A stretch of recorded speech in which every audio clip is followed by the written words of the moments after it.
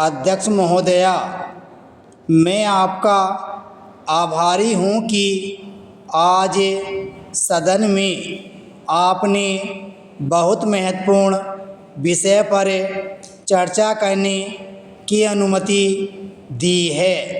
हम आज जिस परिस्थिति में सदन में विचार कर रहे हैं वह सामान्य नहीं है। देश के कोने कोने से, गांवों से, गलियों से हजारों लाखों की संख्या में लोग भ्रष्टाचार से पीड़ित होकर प्रदर्शन कर रहे हैं। देश की सरकार के कानों में शंखनाद कर रहे हैं कि जागो। मैं यह नहीं कह सकता हूँ कि शंखनाद का असर कितना स्थायी होगा या कितना अस्थायी होगा। मैं पहले भी कई बार इस सदन में निवेदन कर चुका हूँ कि जो नीतियाँ और आचरण सरकार तथा सरकारों की तरफ से पिछले वर्षों में इस देश में रहा है, उससे यह देश एक ज्वालामुखी के ऊपर जा बैठा है।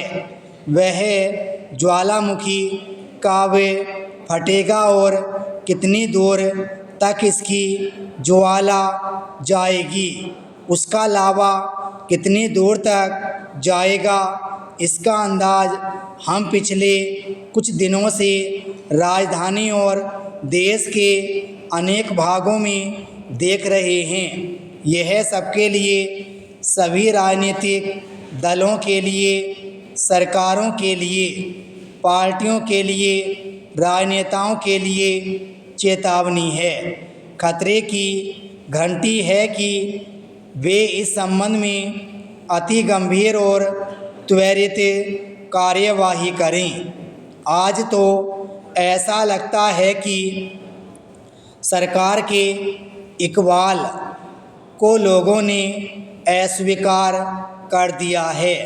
सरकार इकबाल से चलती है, भरोसे से चलती है।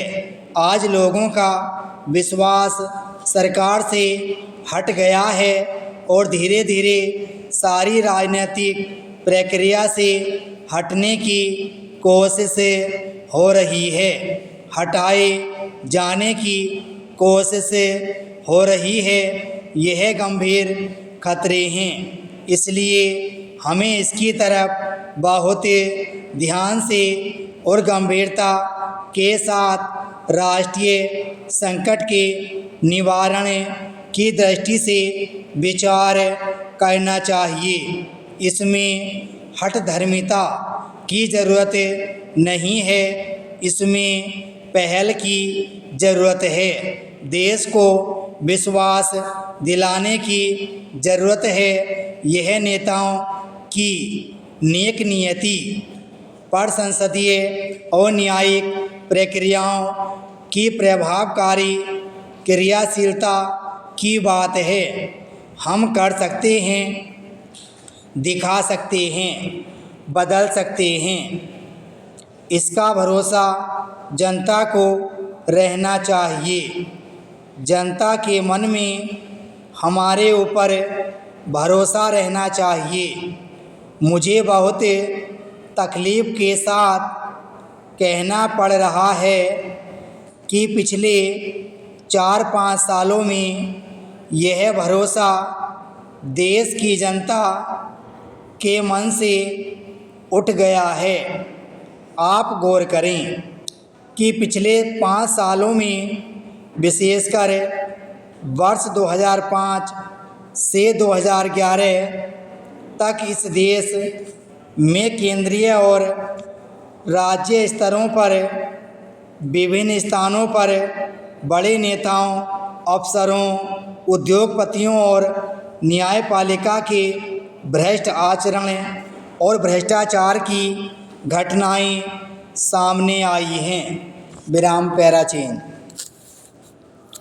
महोदय, हमारे ऊपर घड़ी चुराने का केस है। हमने अपनी ज़िंदगी में रुपया नहीं चुराया है। हमारे घर से हमें निकाल दिया। मैं ज़्यादा इसमें नहीं जाना चाहता। मुख्यमंत्री जी जानते हैं हमने कितने तरह के संघर्ष किए हैं। हमारे पास ठहरने के लिए कोई जगह नहीं थी।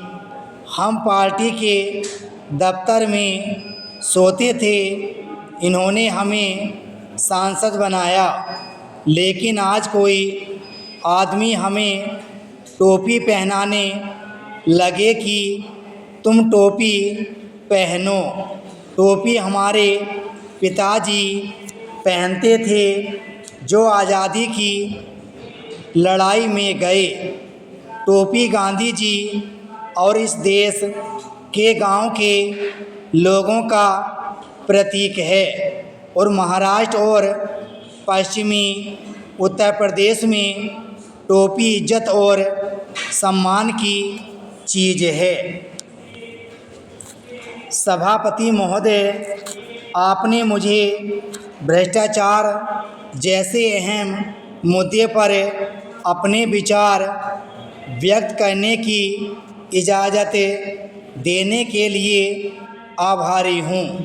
भ्रष्टाचार हमारे देश में प्रमुख रूप से फैली हुई बीमारी है, मगर पिछले कई सालों से प्रमुख रूप से कांग्रेस की अगुवाई वाली सरकार के कार्यकाल में इस बीमारी ने कैंसर का रूप धारण कर लिया है। आज़ाद भारत के इतिहास में इस सरकार को सबसे भ्रष्ट सरकार का दर्जा दिया जा सकता है। इस सरकार का कार्यकाल भ्रष्टाचार से भरा हुआ है। मैं एक घटना की याद दिलाता हूँ। 64 करोड़ के भ्रष्टाचार के कारण सरकार को शर्मनाक तरीके से जाना पड़ा था। अब यह सरकार है जिसमें कई भ्रष्टाचार के मामले उजागर हुए हैं, जिसमें लाखों करोड़ों की धनराशि का आंकड़ा है।